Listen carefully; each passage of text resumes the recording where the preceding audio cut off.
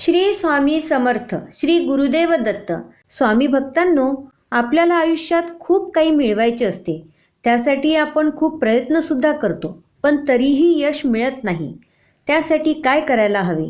स्वामी भक्तांनो, आपल्याला आयुष्यात खूप काही मिळवायचे असेल तर त्यासाठी आधी आपल्यावर स्वामींची कृपादृष्टी असणे खूप आवश्यक आहे.